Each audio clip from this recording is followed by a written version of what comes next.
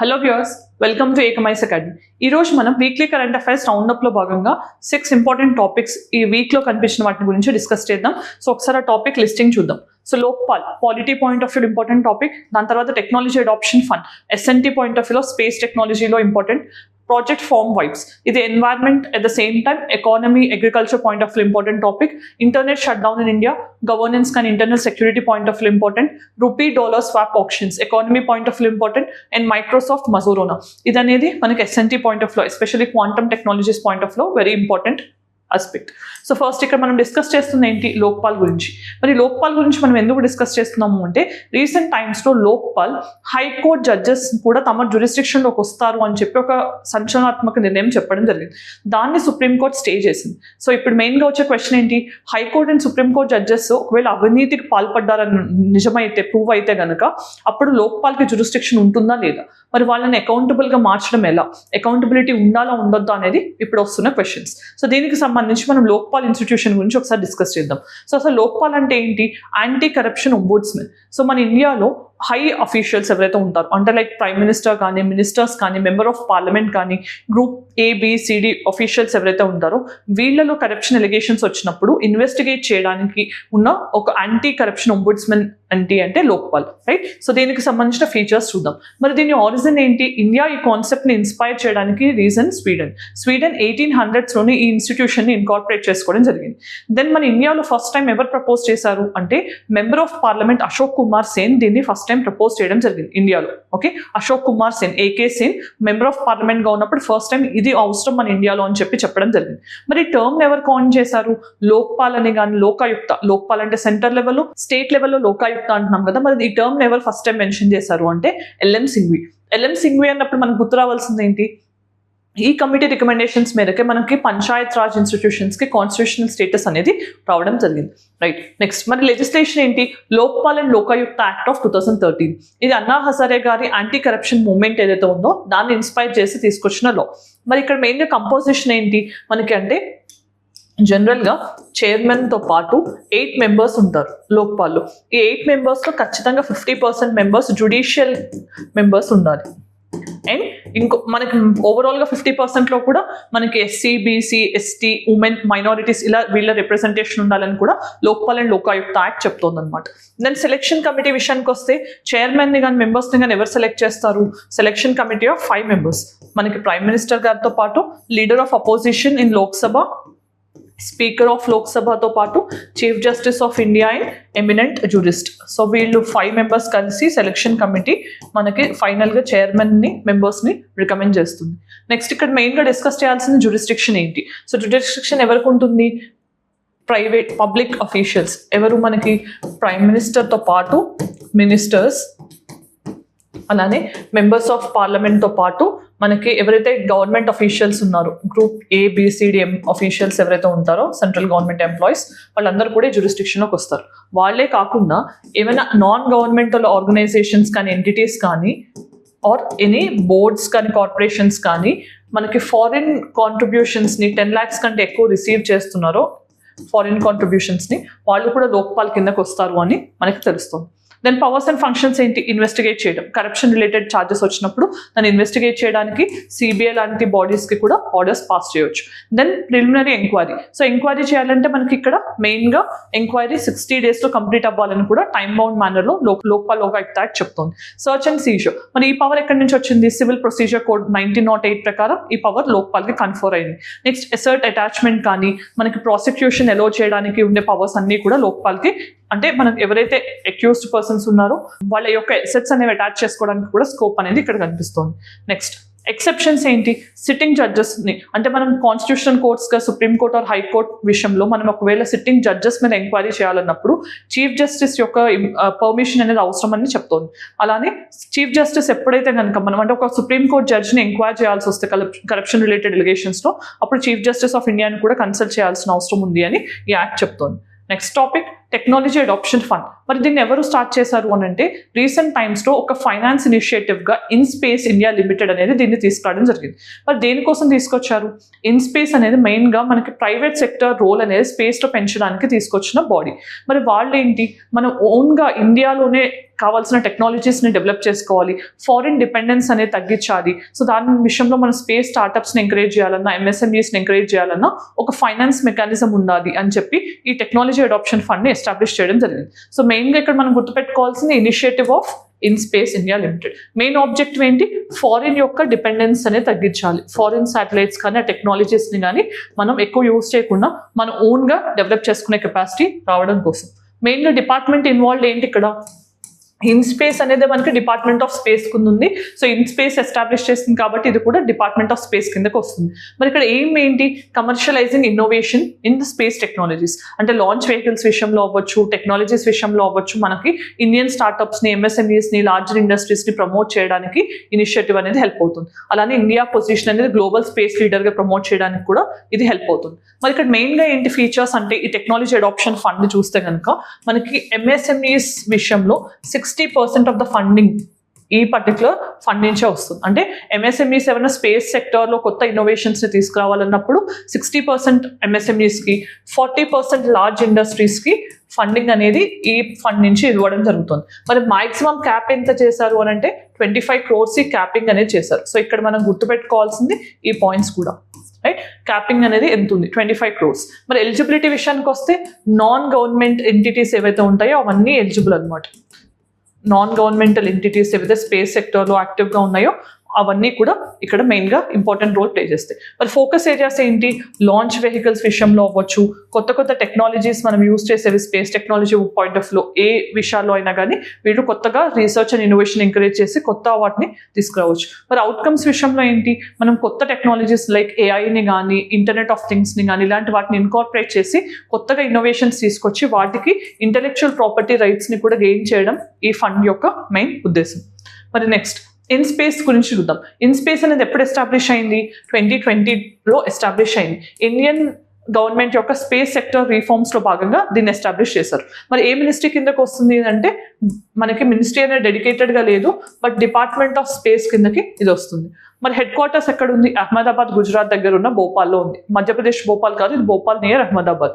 Next aim ఏంటి అంటే private sector యొక్క కాంట్రిబ్యూషన్స్ పెంచడం, పార్టిసిపేషన్ పెంచడం స్పేస్ సెక్టర్లో. అలానే సింగిల్ విండో ఇంటర్ఫరెన్స్, నాన్ గవర్నమెంటల్కి గవర్నమెంట్కి మధ్యలో ఒక వారధిలాగా ఇన్ స్పేస్ ఉంటుంది. Important announcement regarding those who are preparing for UPSC Prelims 2025.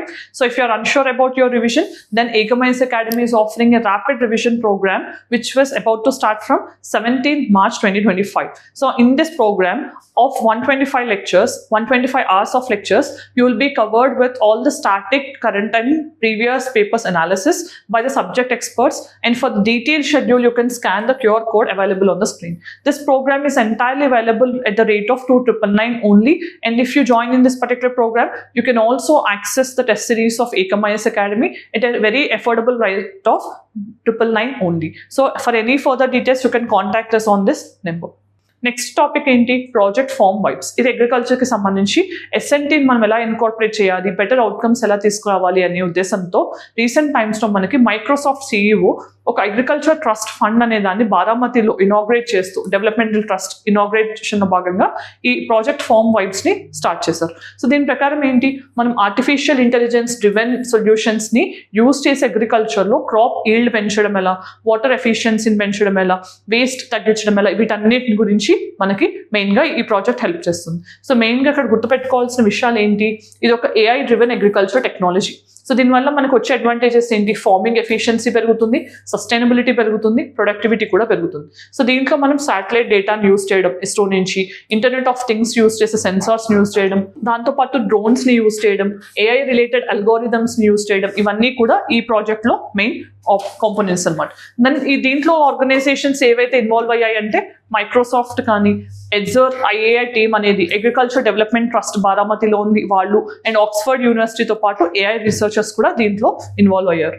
So దీని యొక్క మెయిన్ రోల్ అగ్రికల్చర్ ఎలా ట్రాన్స్ఫార్మ్ చేస్తుందని చూస్తే కనుక సెన్సార్ ఫ్యూషన్ టెక్నాలజీ, అంటే మనకి రీసెంట్ టైమ్స్లో వస్తున్న టెక్నాలజీస్ అన్నిటిని దీంట్లో ఫ్యూజ్ చేయడం, ఏఐ బేస్డ్ కానీ ఇంటర్నెట్ ఆఫ్ థింగ్స్ కానీ ఇలాంటి వాటిలో వచ్చే సెన్సార్ టెక్నాలజీస్ని దీంట్లో ఇన్కార్పొరేట్ చేయడం.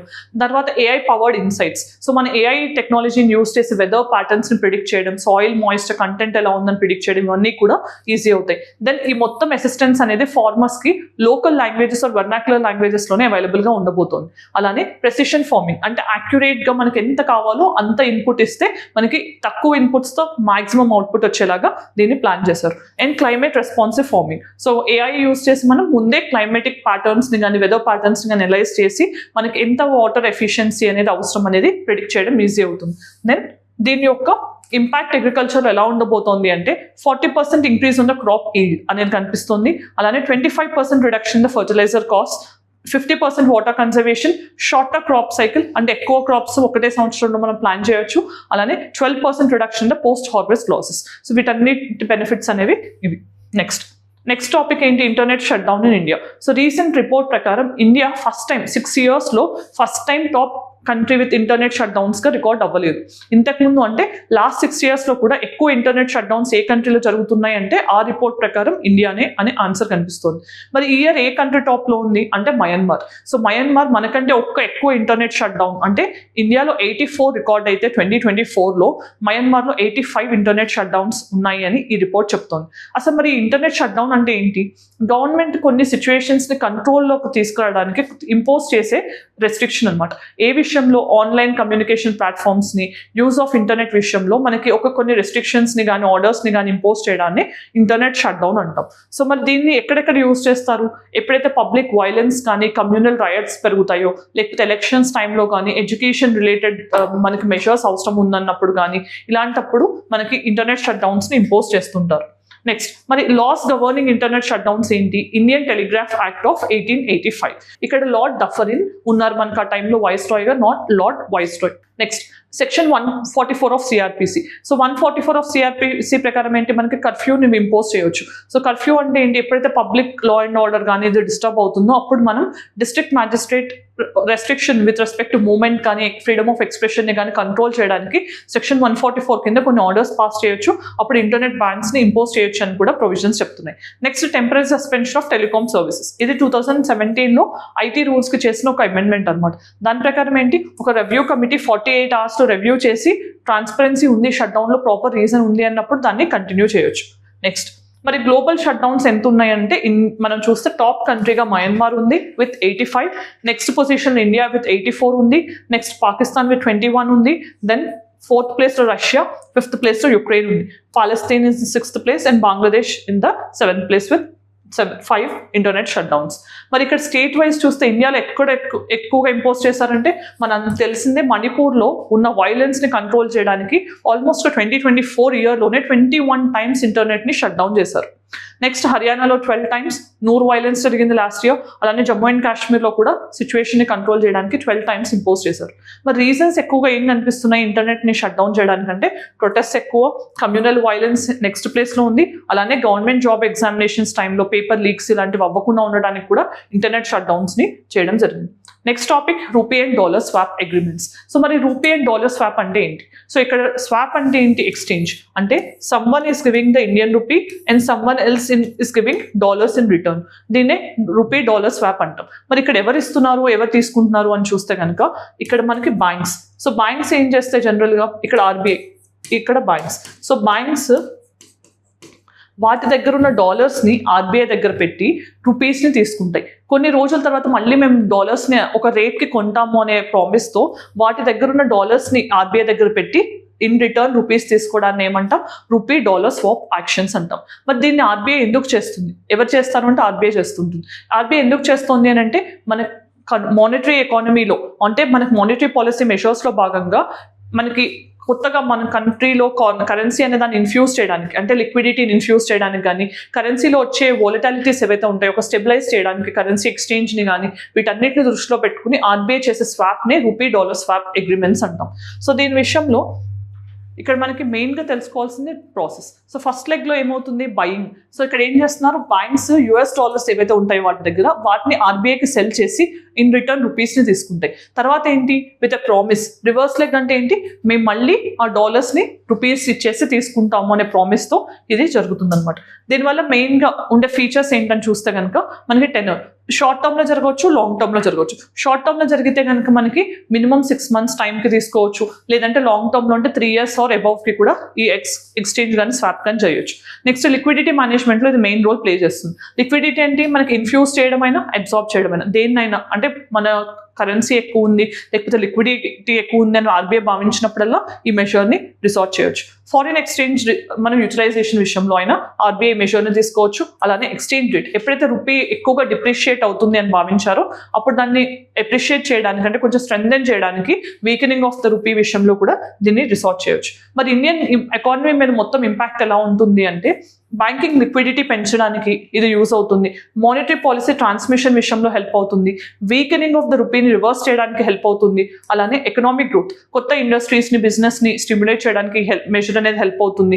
అలానే controls risk related to inflation. So మెయిన్గా మనం గుర్తుపెట్టుకోవాల్సింది ఏంటి, బ్యాంక్స్ దగ్గర డాలర్స్ ఉన్నప్పుడు ఎక్కువగా లెండింగ్ అనేది తక్కువ ఉంటుంది. సో అలా కాకుండా బ్యాంక్స్ ఆ డాలర్స్ని RBI దగ్గర పెట్టి ఇన్ రిటర్న్ రూపీస్ తీసుకుంటే వాళ్ళు ఎక్కువగా కరెన్సీని కానీ లిక్విడిటీని కానీ ఇన్ఫ్యూజ్ చేసే ఛాన్స్ ఉంటుంది. దానివల్ల బిజినెస్ అనేది స్టిమ్యులై అవుతుంది, దానివల్ల ఎకనామిక్ గ్రోత్ అనేది మనకి వస్తుంది. నెక్స్ట్ మరి last topic S&T point of view ఏంటి, మైక్రోసాఫ్ట్ యొక్క మజోరోనా 1. ఇదేంటి అంటే రీసెంట్ టైమ్స్లో మనం క్వాంటమ్ టెక్నాలజీస్ని ఎక్కువగా యూజ్ చేస్తున్నాం. అసలు క్వాంటమ్ కంప్యూటర్ అంటే ఏంటి, సో మనకి సూపర్ ఫాస్ట్ కంప్యూటర్స్ని క్వాంటమ్ కంప్యూటర్స్గా చెప్పొచ్చు. అంటే దేని ప్రాసెసింగ్ కెపాసిటీ చాలా ఎక్కువగా ఉంటుందో, దాన్ని విత్ యాక్యురసీ అండ్ ప్రెసిషన్ ఉంటుందో దాన్ని quantum technology are quantum computer అంటాం. సో జనరల్గా కంప్యూటర్స్లో ఏంటి, మనం బైనరీ బిట్స్ యూజ్ చేస్తాం, ఐదర్ 0 or 1. సో 0 కానీ 1 కానీ యూజ్ చేయాలి. ఇలా క్వాంటమ్ కంప్యూటింగ్లో యూజ్ చేసే వాటిని క్యూబిట్స్ అంటాం, క్వాంటమ్ బిట్స్ ఆర్ క్యూబిట్స్. ఈ క్యూబిట్స్ యొక్క యూనిక్ ఫీచర్ ఏంటి అంటే, ఈ క్యూబిట్స్ అనేవి సూపర్ కంప్యూటింగ్ కెపాసిటీని కలిగి ఉంటాయి. అంటే ఇవి బోత్ 0 and 1 ఒకటే స్టేట్లో ఉండొచ్చు అనమాట.